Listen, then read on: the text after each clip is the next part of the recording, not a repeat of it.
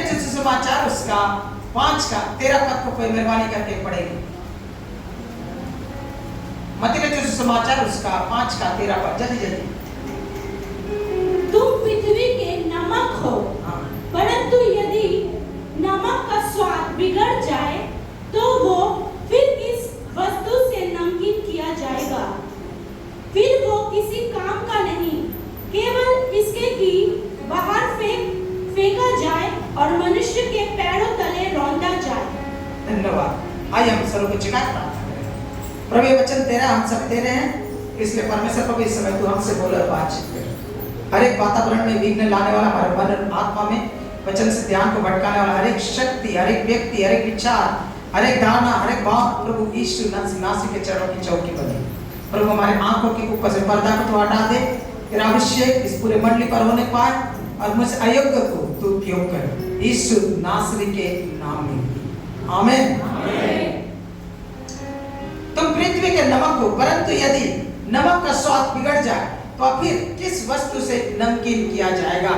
पर फिर वह किसी काम का नहीं, केवल इसके कि बाहर फेंका जाए और मनुष्य के पैरों तले रौंदा जाए। नमक कितना महत्वपूर्ण है आपके जीवन में? कितना है? कोई दिन ऐसा चाहता है जिसमें आपका जीवन में नमक का जरूरत नहीं पड़ता? हाँ? हाँ? हमेशा पड़ता है। जब भी आप सब्जी बनाते हैं, जब भी हम तो बंगाली लोग, हम लोग तो भात में भी नमक डालते हैं, है ना? अब हर चीज में नमक लगती है। और आज इसी नमक के ऊपर हम लोग अध्ययन करेंगे।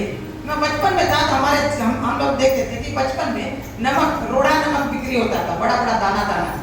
अब नमक पैकेट में नहीं, बोरा में हुआ करता था, प्लास्टिक का बोरा में होगा और उसे दुकान के अंदर नहीं, हमारे एरिया में दुकान है, मोदी का दुकान है, लेकिन दुकान का बाहर आंगन है, बरंडा है, बरंडा का एक कोना में नमक बोरा में रखा हुआ रहता था, दिन रात वहाँ पड़ा हुआ रहता था। और किसी को अगर खरीदना है दुकानदार से मांगेगा, वो जाएगा वहीं से बिक्री करेगा।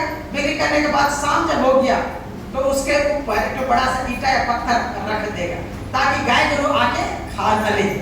क्या होता था कि उस समय में, बचपन में हम लोग जो देखते थे, कोई नमक चोरी नहीं करता था। और शाम के समय में अगर जाएंगे ना तो दुकानदार बत्ती जलाने के बाद नमक बिक्री नहीं करेगा। समझ में? जब तक सूरज जगह आया तब तक ही नमक बिक्री होती थी और शाम के बाद आप बिक्री नहीं कर सकते, खरीद नहीं सकते। इस प्रकार से दशा थी। और जैसे पहला साल में कोई किसी को कुछ दाल नहीं देगा तो खास कर नमक और मिर्चा सब नहीं देंगे, क्योंकि लोग समझते अशुभ है, जिंदगी भर देना पड़ेगा।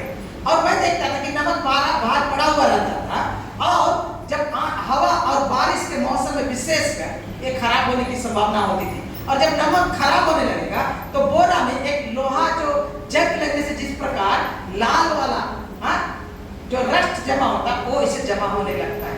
और लालीपन जब नमक में आ जाएगा तो नमक का खराबपन चला जाता था, इसलिए उस नमक को फेंक देना पड़ता था। समझ में? नमक खराब होता है, नमक खराब होता है। और इसीलिए यीशु मसीह यहाँ कहते हैं तुम पृथ्वी के नमक हो, परंतु यदि नमक का स्वाद बिगड़ जाए तो फिर किस वस्तु से नमकीन किया जाएगा? फिर वह किसी काम का नहीं, केवल इसी के कि बाहर फेंक दिया जाए और मनुष्य के पैरों तले क्या रौंदा जाए। रास्ता में फेंक देते थे, कोई काम का नहीं, खाद की नहीं, कोई काम का नहीं रह जाता था। और यीशु मसीह कह रहे हैं कि तुम पृथ्वी के नमक हो, तुम पृथ्वी के क्या हो? नमक हो। और मैं आज इसी के ऊपर अध्ययन करना चाहता हूँ और आप लोग के सामने ये बताना चाहता हूँ कि आज का विषय वस्तु कि मसीह में हमारी महत्ता मसीह में आज हम लोग का देखने का विषय है। महत्ता मतलब सिग्निफिकेंस, महत्व, जिसमें किसी को सिग्निफिकेंस, पहचान और पदवी और इज्जत और सम्मान मिलता है। और यीशु मसीह कहते हैं कि तुम पृथ्वी के नमक हो, उनके चेलों के लिए।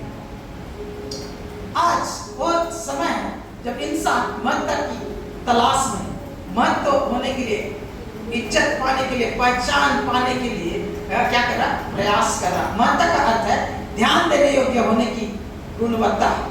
महत्ता शब्दों या घटनाओं में पाए जाने वाले अर्थ या मायने। लोग आज ये ढूंढ रहे हैं, लोग कहाँ ढूंढ रहे हैं आज अपनी महत्ता को। लोग नहीं, इसलिए मैं व्याख्या नहीं करूंगा, खाली हम आपको रेफरेंस बता देंगे, आप लोग बाद में पढ़िएगा। अगर पहला कुरिन्थी 3 अध्याय उसका 1 से 4 अध्याय का 2 पद में पढ़िएगा तो कुरिन्थी की मंडली में झमेला चल रहा है, और वहाँ झमेला चल रहा है किसके मालूम है? बोल रहा है कोई बोलता पौलुस का मैं चेला हूँ, कोई बोलता मैं पतरस का चेला हूँ, कोई बोलता मैं अपुल्लोस का चेला हूँ, और कोई बोलता मैं यीशु मसीह का चेला हूँ।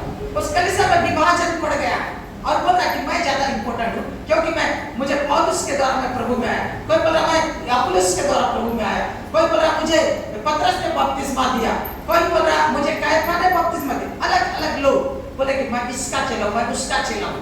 आप जानते हैं हम लोग इस बात को करते रहते, मालूम है मुझे एमपी फलाना एमपी मुझको जानता है, फलाना एमपी मेरे घर में आता है, मतलब ममता बनर्जी का जो भतीजा है ना वो मुझको पहचानता है। हम लोग क्या करते हैं? लोगों में अपनी मान्यता को ढूंढते हैं, मान्यता को ढूंढते हैं। मैं इसको जानता हूँ, वो मेरा बाप है, वो मेरा दादा है, वो मेरा चाचा है, मैं उसका दामाद हूँ। हम लोग क्या करते हैं? लोगों के साथ अपने रिश्ता को जोड़ते हुए अपनी मान्यता को ढूंढते हैं। जैसे बता आमी सुभाष चंद्र बोस से वंशधर रविंद्र ठाकुर अमार पूर्वज, आप समझ में आए? हम लोग लोगों में अपनी मान्यता को ढूंढते हैं, समझ नहीं है इसलिए हम लोग नहीं देखेंगे। और कितने लोग आज अपनी मान्यता को अगुओं में ढूंढ रहे हैं? हाँ, कितने लोग अपनी मान्यता को संस्था में ढूंढ रहे हैं, कितने लोग अपनी मान्यता को क्लब में ढूंढ रहे हैं। रोटरी क्लब में मैं मेंबर हूँ, मैं फलाना क्लब का मेंबर हूँ, मैं फलाना जिम का मेंबर हूँ, जिसका 2.5 लाख 3 लाख रुपया क्या मेंबरशिप फीस होता है। तो आज लोग जहाँ ढूंढ रहे हैं अपनी मान्यता, लोगों में ढूंढ रहे हैं। कितने लोग अपनी मान्यता को, अपने सिग्निफिकेंस को, अपनी पहचान को, अपनी बड़प्पन को कहाँ ढूंढ रहे हैं? प्रयासों में ढूंढ रहे हैं। हमारा भारत आजाद हुआ 1947 में ब्रिटिश समाज से, और वहाँ एक पार्लियामेंट था उस समय, और जब मोदी जी आए तो उन्होंने कहा कि ये तो ब्रिटिश साम्राज्य का पहचान है, हमें इससे भी अच्छा, अब अधिक भव्य, अधिक विशाल, अधिक पहचान पाने योग्य, हमें महत्व देने वाला एक ऐसा प्रोजेक्ट बनाएंगे कि दुनिया में बेमिसाल हो। और इसीलिए उसने एक प्रोजेक्ट को शुरू किया जो है सेंट्रल विस्ता प्रोजेक्ट, जिसको कहा जाता है। जो लोग पढ़े होंगे न्यूज़पेपर में वो लोग जानते होंगे कि हमारा दिल्ली का जो पार्लियामेंट है उसको रिफर्बिश किया जा रहा है, उसको रिवाइव किया जा रहा है, उसको पुनः अच्छी तरह से अच्छा से उसको बनाया जा रहा है। और मालूम है उसको जब उन्होंने बनाने का ये किया, इसको 26 मई 2014 को इसको बना फिर पुनः मरम्मत करने की शुरुआत किया, समझ में आ रहा है।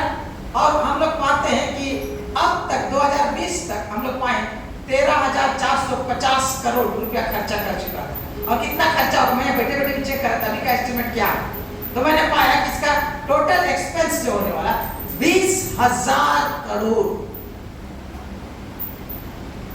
और जब इसका उद्घाटन हुआ तो साउथ में और इधर भी बहुत कुछ गड़बड़ हुआ, क्या कि इसको ऐसा किया गया, ऐसा नहीं करना चाहिए, ऐसा करना चाहिए, ऐसा नहीं करना चाहिए, उसका उद्घाटन हो उसके समझ में क्यों। मैं बताना चाहता हूँ हमारा ये देश जो 200 साल गुलाम था और आज आजाद हुआ और जब उन्नति कर रहा तो अपनी महत्ता किसमें ढूंढ रहा है? बड़े बड़े प्रोजेक्ट में। इतनी बड़ा प्रोजेक्ट, इतना बड़ा, अमेरिका का जो व्हाइट हाउस है उससे भी ज्यादा बड़ा जगह में हम लोग बना रहे हैं। हम लोग अपने प्रोजेक्ट में कुछ साल पहले हम लोग 31 अक्टूबर 2018 में एक मूर्ति का उद्घाटन किए। और मूर्ति का नाम है क्या? Statue of unity. कहाँ? गुजरात में। किसके यादगार में? सरदार वल्लभ भाई पटेल के यादगार में, जो हम लोग का प्रथम राष्ट्रपति थे। और 1947 में जब हम लोग का देश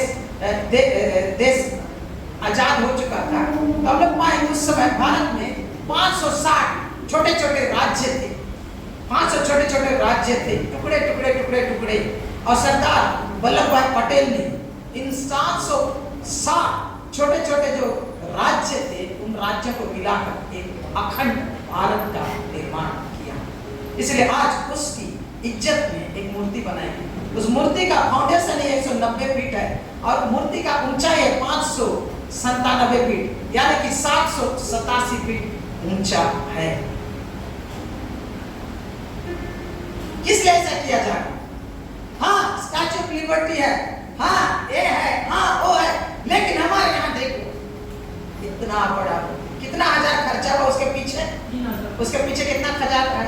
3000 करोड़ खाली बनाने के लिए खर्चा किया। उसका मेंटेनेंस में कितना खर्चा हो, आप खाली कल्पना करके देख सकते हैं। आज वो टूरिस्ट प्लेस बन गया। भारत अपनी पहचान को दुनिया के सामने बड़ा बनाना चाह रहा, दुनिया के सामने इज्जत पाना चाह रहा, महत्व पाना चाह रहा, दुनिया के सामने बड़ा दिखना चाह रहा। और आज हम सब के सब इसी धुन में लगे हुए। इसीलिए आज क्या सेल्फी का जमाना है।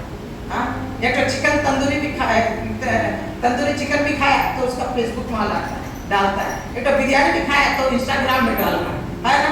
कोई अच्छा जगह पे गया, वहाँ टॉयलेट बहुत सुंदर है तो टॉयलेट का फोटो लेके भेजना। आज हर चीज में लोग इंस्टाग्राम, सेल्फी का जमाना आ गया, आत्ममुक्ता का जमाना आ गया, जहाँ लोग अपने आप को बढ़ाने, बड़ा ऊंचा करने के लिए स्टेटस डाल रहे हैं, ये डाल रहे हैं, रील डाल रहे हैं, ये क्या कर रहे हैं, ताकि लोगों की नजर में बड़ा बने। और मसीह लोग, हम भी दुनिया के सामने बड़ा बनने का प्रयास करते हैं। हमारे अंदर भी इसकी भूख और प्यास है।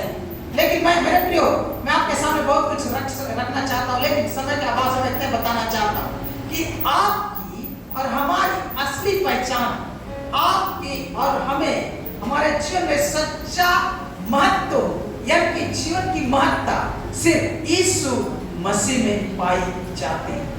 Hallelujah, hallelujah. मेरे प्रियो, मैं आपको बताना चाहता हूँ कि आज आप अपने जीवन में कहाँ अपनी महत्ता ढूंढ रहे हैं। सब बहुत बड़ा, कोई अपना बड़ा बनाने के लिए बड़ा कार खरीद रहा, कोई बड़ा बनाने के लिए आईफोन और आईपैड इस्तेमाल कर रहा है। हाँ, कोई अच्छा सूट बूट पहन के द्वारा अपने को बड़ा दिखाना चाह रहा है, कोई अच्छा घर, अच्छा लोकेलिटी में अपना दुकान बनाने के द्वारा या फ्लैट और बिल्डिंग के द्वारा उसके द्वारा अपने आप को बड़ा बनाने की कोशिश कर रहा है। लेकिन असली पहचान, असली महत्ता हमें यीशु मसीह में मिलती है। कोई अपनी महत्ता, अपनी सिग्निफिकेंस कहाँ ढूंढ रहा है? हाँ, क्षमता में, पावर में ढूंढ रहा, कोई संपत्ति में ढूंढ रहा, कोई शान में ढूंढ रहा, कोई पहचान में ढूंढ रहा, और कोई पदवी में ढूंढ रहा है।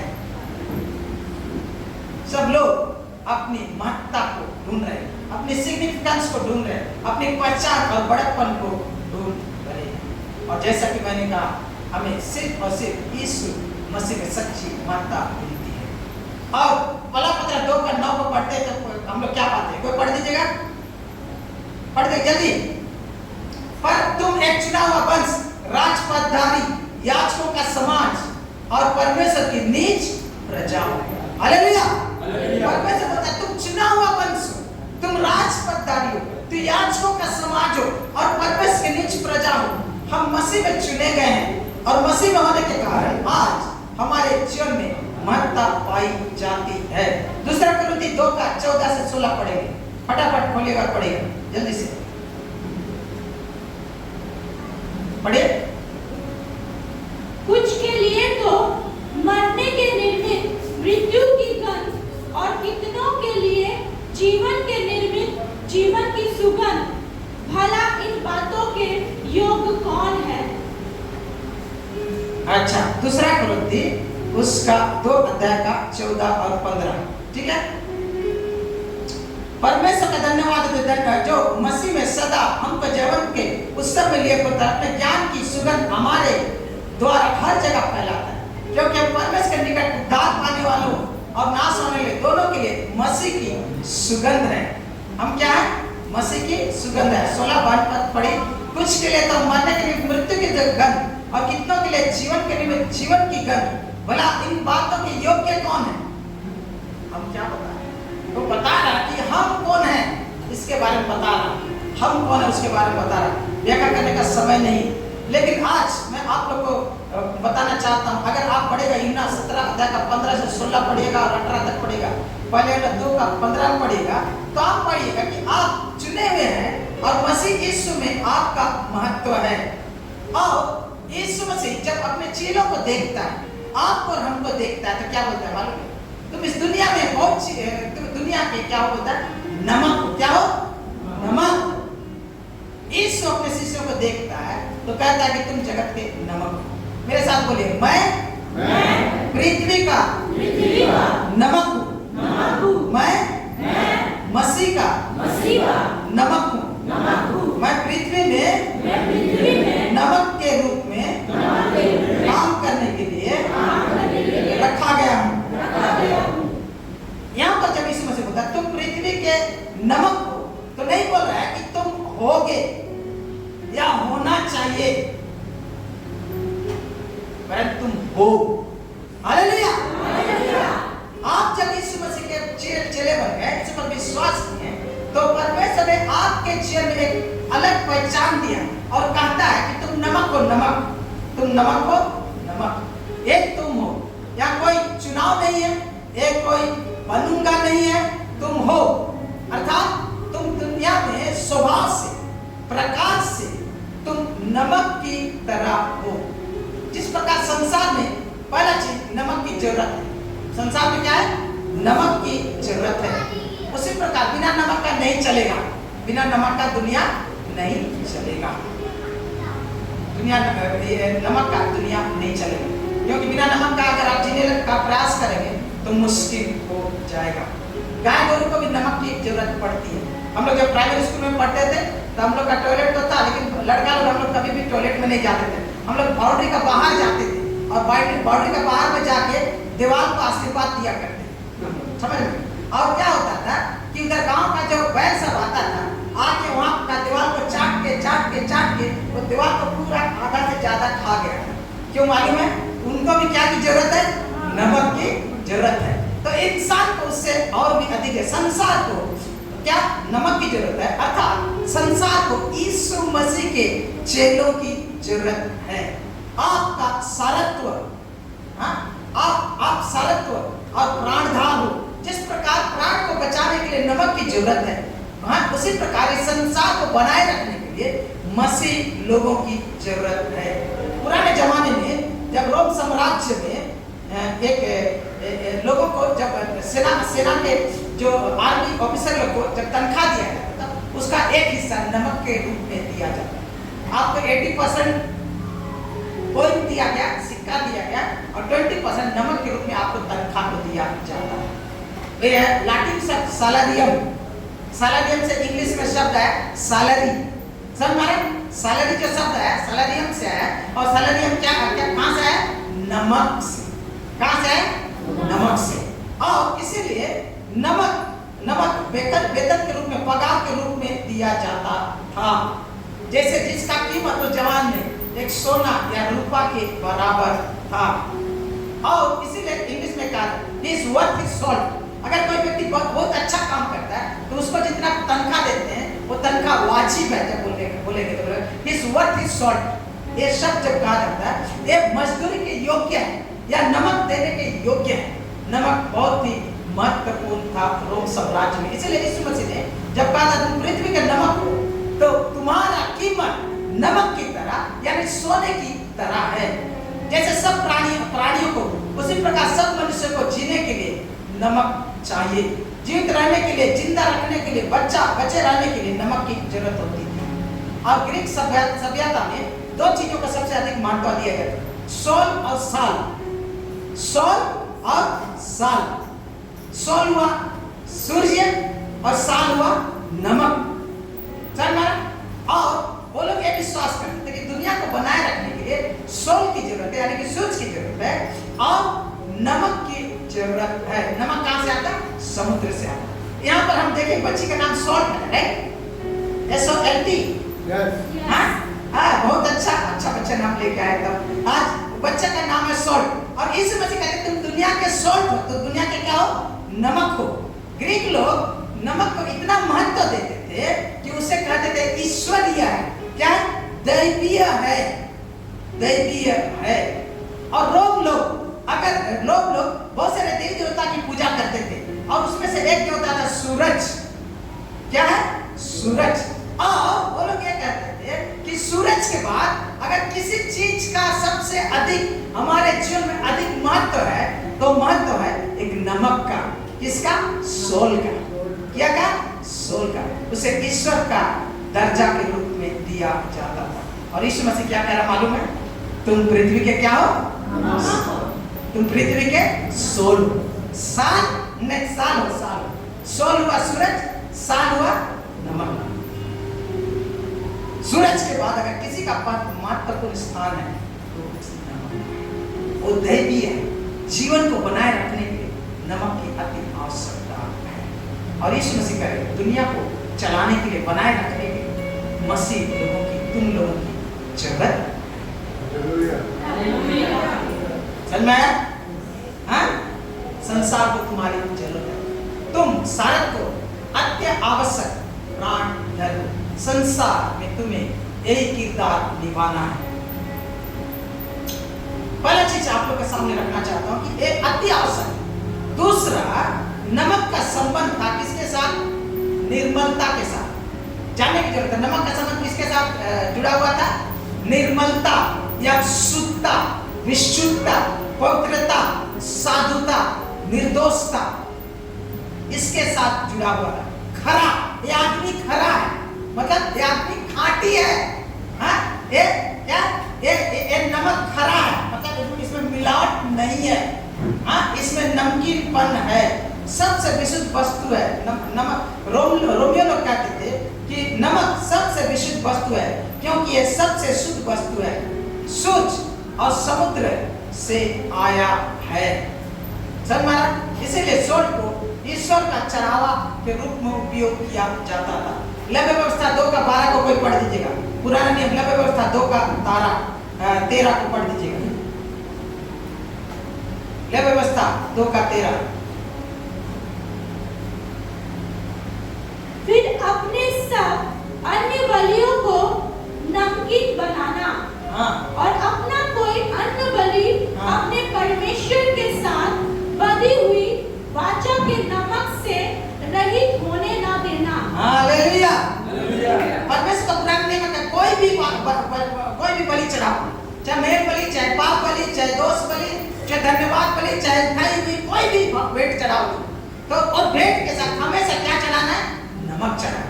ये क्या वाचा का चिन्ह था? क्या था? ये वाचा का दिन था। परमेश्वर की आराधना में नमक को इस्तेमाल किया जाता था, और नमक को चढ़ाने के द्वारा परमेश्वर की महिमा, प्रशंसा और आराधना की जाती थी। निर्गमन का पुस्तक उसका 30 अध्याय का 35 पद, निर्गमन का पुस्तक उसका 30 अध्याय का 35 पद को कोई पढ़ दीजिएगा जल्दी से। अच्छा, मैं पढ़ दे रहा हूँ। और इनका धूप अर्थात नमक मिलाकर गंदी की रीति के अनुसार चोखा और पवित्र सुगंध द्रव्य बनवाना। पुराने जमाने में जो धूप जलाई जाती थी परमेश्वर के लिए, जो चढ़ावे में धूप को चढ़ाई जाती थी, और वो जो धूप होती थी, वो जो सुगंध द्रव्य था, उसमें भी नमक चढ़ाया। सर महाराज याद रखिए कि नमक जो था, नमक का संबंध था निर्मलता से, शुद्धता से, पवित्रता से, साधुता से, निर्दोषता से।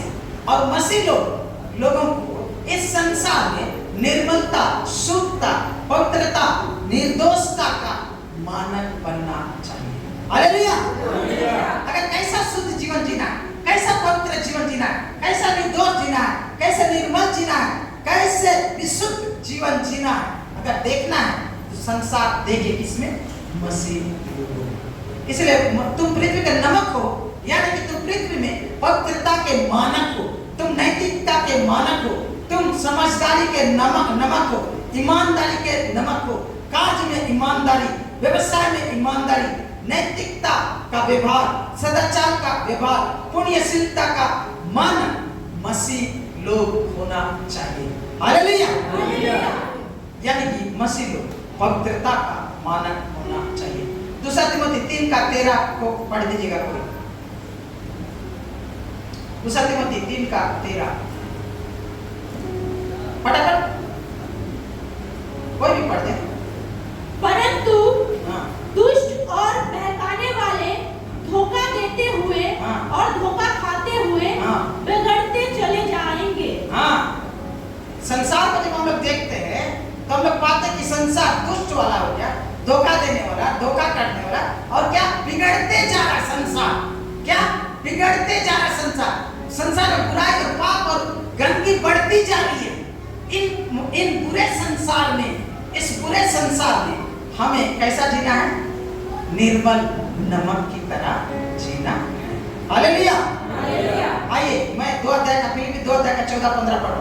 सब काम बिना कुड़कुड़ाए और बिना विवाद किया करो, ताकि तुम निर्दोष और भोले होकर टेढ़े और हठीले लोगों के बीच परमेश्वर के निष्कलंक संतान बने रहो, जिनके बीच में तुम जीवन का वचन लिए हुए जगत में जलते दीपकों के समान दिखाई देते हो। मालूम है संसार बुराई और पाप और शराब से भरा हुआ है, लेकिन बुरे और सड़े संसार में हमें कैसे रहना है? कैसे रहना है?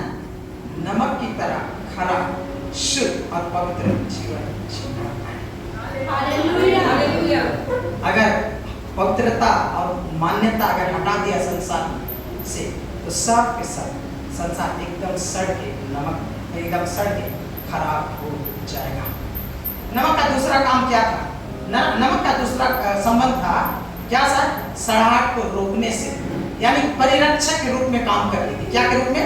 परिरक्षक के रूप में, बचाने के लिए काम। आप लोग जानते हैं पुराने जमाने में हम लोग यहाँ से थोड़ा दूर वहाँ पर एक मार्ग था, आजकल बाउंड्री कर दिया है। हम जब आते थे 20 साल पहले, तो हम देखते थे कि वहाँ पर सुबह सुबह मेरा अपना मामा अपना ड्यूटी जाने से पहले सुबह सुबह जाएगा और चमड़ा को लेकर आएगा और उनको सुखाता था।